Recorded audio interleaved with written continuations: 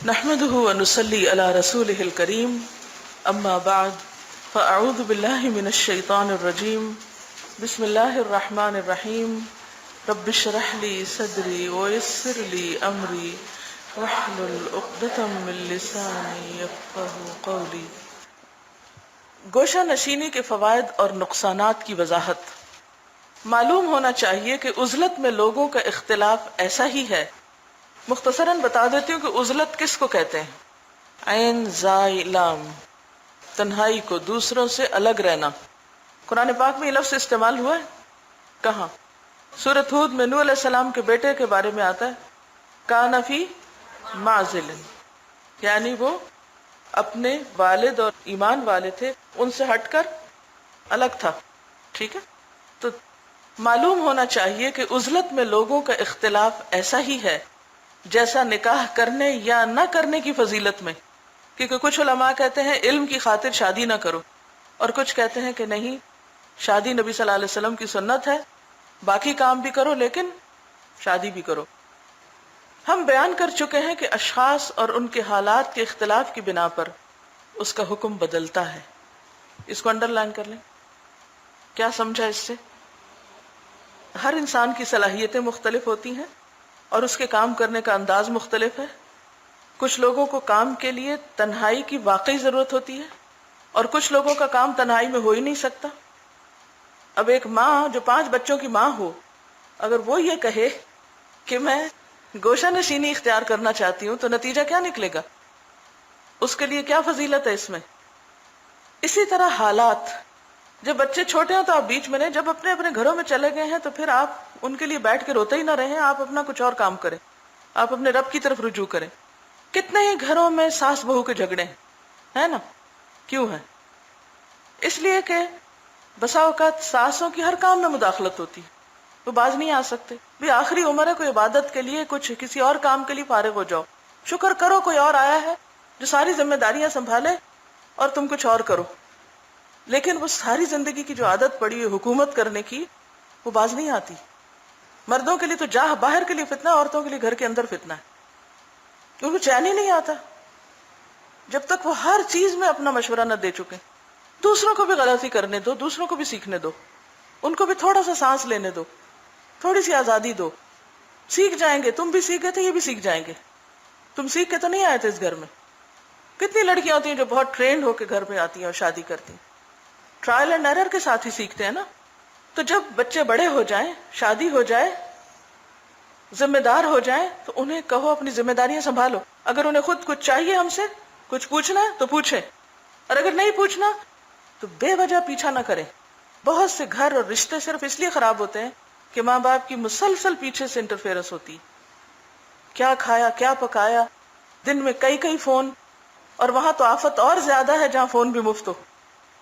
اس سے دنیا کا بھی ہم نقصان کرتے ہیں، آخرت کا بھی کرتے ہیں۔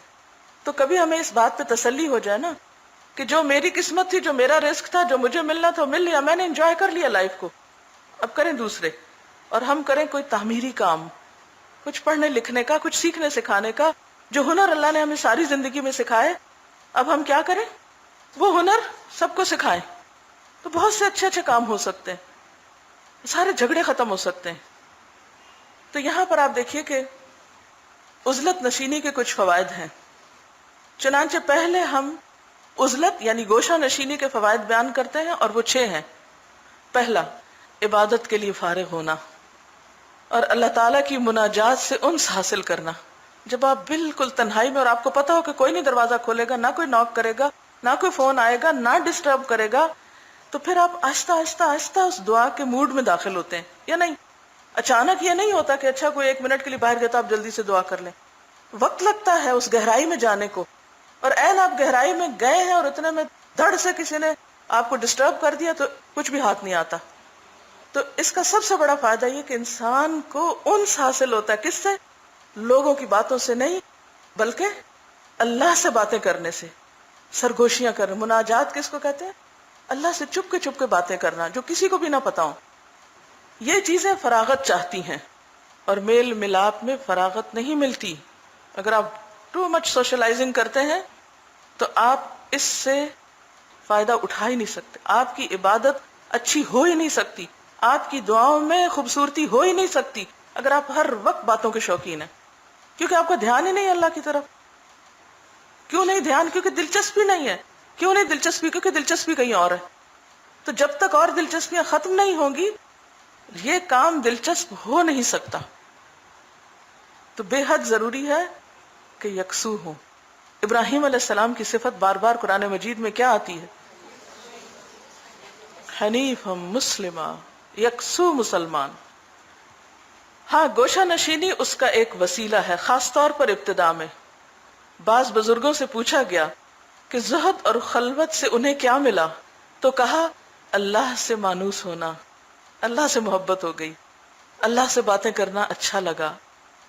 کیونکہ کسی کے ساتھ بھی اگر آپ ٹائم نہیں سپینڈ کرتے نا تو آپ اس سے مانوس نہیں ہو سکتے، آپ کے اور اس کے بیچ میں انڈرسٹینڈنگ نہیں ہو سکتی، چاہے آپ کے بچے ہی کیوں نہ ہو۔ اگر آپ کے بچوں کے ساتھ آپ کا وقت نہیں گزرتا تو آپ کے بچے بھی آپ کے لیے اجنبی ہیں، مانوس نہیں ہے، خواہ آپ نے جنم دیا ان کو اور سب کچھ دے رہے ہیں۔ اسی طرح ہسبینڈ وائف کے درمیان انڈرسٹینڈنگ نہیں ہو سکتی، اسی طرح کسی کے ساتھ بھی۔ اسی پہ قیاس کر لیجئے کہ اللہ رب العزت کے ساتھ بھی آپ مانوس نہیں ہو سکتے جب تک کہ آپ تنہا نہ ہوں، ایک وقت نہ گزاریں جو صرف آپ کے اور آپ کے رب کے بیچ میں ہو۔ حضرت اویس قرنی رضی اللہ عنہ نے کہا میں نہیں جانتا کہ کوئی اپنے رب کو پہچانتا ہو اور پھر کسی اور چیز سے بھی انس رکھتا ہو، یہ ہو نہیں سکتا، کیونکہ جب رب سے انس ہو جاتا ہے تو پھر دوسری چیزوں سے آہستہ آہستہ خود ہی انس کم ہونے لگتا ہے۔ معلوم ہونا چاہیے کہ جسے ہمیشہ کے ذکر سے اللہ کے ساتھ انس یا ہمیشہ کے فکر سے اللہ کی معرفت حاصل ہو جائے تو اس کے لیے عزلت ہر چیز سے افضل ہے جو میل ملاپ میں حاصل ہوتی ہے۔ دوسرا فائدہ، عزلت سے آدمی ان گناہوں سے بچ جاتا ہے جنہیں عموماً مخالطت میل جول سے کرتا ہے، یعنی جو گناہ لوگوں سے ملنے جلنے سے ہوتے ہیں عموماً انسان ان سے بچ جاتا ہے۔ وہ 4 ہیں، 4 بڑے کبیرہ گناہ۔ نمبر 1، غیبت۔ غیبت غیبت لوگوں کو عموماً آپ کے ساتھ الگ ہونے کی ضرورت کیوں پیش آتی؟ الگ میں کیوں بات کرنا چاہتے ہیں؟ کیونکہ غیبت کرنا چاہتے ہیں، ورنہ تو سب کے سامنے بات کرتے رہیں، کیا مشکل ہے؟ لوگوں کی عادت ہوتی ہے کہ دوسروں کی عزت کو چباتے ہیں۔ کیا زبردست انہوں نے لفظ لکھا ہے، اور یہ حقیقت ہے کہ گوشت کھایا نہیں جاتا، گوشت چبایا جاتا ہے۔ تو مردہ بھائی کا گوشت چبانا، دوسروں کی عزت چباتے ہیں، ان کی برائیاں بیان کر کے مزے لیتے ہیں، پھر اگر تو ان سے ملے اور ان کی موافقت کرے تو گناہگار ہوگا۔ ہاں میں ہاں ملائے تو ساتھ ہی شامل ہو، برابر ہو گئے کرنے والے کے، اور اللہ کی ناراضگی کا سامنا کرے گا۔ اگر خاموش رہے گا تب بھی ان کا شریک ہوگا، کیونکہ سننے والا بھی غیبت کرنے والوں میں سے ایک ہوتا ہے، اور اگر تو ان سے اختلاف کرے گا تو تجھے برا سمجھیں گے اور تیری بھی غیبت شروع کر دیں گے، کیونکہ جو عادی ہے وہ بچ نہیں سکتا، وہ ہر جگہ سے مردار کھاتا ہے، پھر ہر قسم کا مردار۔ ایک مرتبہ کسی کے ہاں مجھے ٹھہرنے کا اتفاق ہوا تو انہوں نے بلیاں پالی ہوئی تھی۔ میں نے کبھی بلی پالی نہیں، نہ مجھے پتا وہ ان کی کیا ضروریات ہوتی ہیں یا کیسے ان کا خیال رکھا جاتا ہے۔ کوئی بری بات نہیں بلی پالنا، یا اس میں کوئی خوبی نہیں ہے کہ کوئی بلی نہ پالے، لہذا آپ میری بات سے یہ نہ سمجھے کہ میں نے کوئی بہت اچھا کام کیا، کیونکہ حضرت ابو ہریرہ رضی اللہ تعالیٰ عنہ کا اصل نام عبد الرحمن تھا، لیکن نبی صلی اللہ علیہ وسلم نے ان کی بلیوں سے محبت کی وجہ سے ان کا نام ابو ہریرہ رکھا تھا، یعنی بلی کا باپ۔ تو بات یہ ہے کہ ہر ایک اپنا اپنا شوق ہوتا ہے نا۔ تو میں نے دیکھا کہ وہ کچن میں ردی قسم کا گوشت ابال رہی تھی، میں نے کہا یہ کون کھائے گا؟ وہ کہتے ہیں بلی کے لیے۔ تو میں نے کہا کچا ہی ڈال دیں، کیا تکلف کی ضرورت ہے؟ کہتے نہیں، اگر کچا گوشت ڈالا تو کچے کی عادت ہو جائے گی اس کو، اور پھر وہ انسانوں کے اوپر بھی جھپٹے گی۔ تو بات یہ ہے کہ جس کو غیبت کی عادت ہو جاتی ہے نا، جسے کچا گوشت کھانے کی عادت ہو جاتی ہے جانوروں کی طرح، پھر وہ کسی کو بھی نہیں چھوڑتا، تو جو ملا اسی کو نوچ لیا۔ جانور کسی کا فرق کرتے ہیں؟ ہر ایک کو نوچ جاتے ہیں، حتیٰ کہ بعض اوقات اپنے مالک کو بھی نوچ جاتے ہیں۔ تو جب انسان غیبت کا عادی ہوتا ہے پھر وہ کسی کو نہیں بخشتا، وہ اپنے محسن کو بھی نوچ ڈالتا ہے جب موقع ملتا ہے۔ تو وہ تیری بھی غیبت کریں گے اور ان کی غیبت میں ایک اور غیبت کا اضافہ ہو جائے گا، بلکہ بسا اوقات گالی گلوچ تک پہنچیں گے۔ نمبر 2، یہ امر بالمعروف اور نہی عن المنکر ہے۔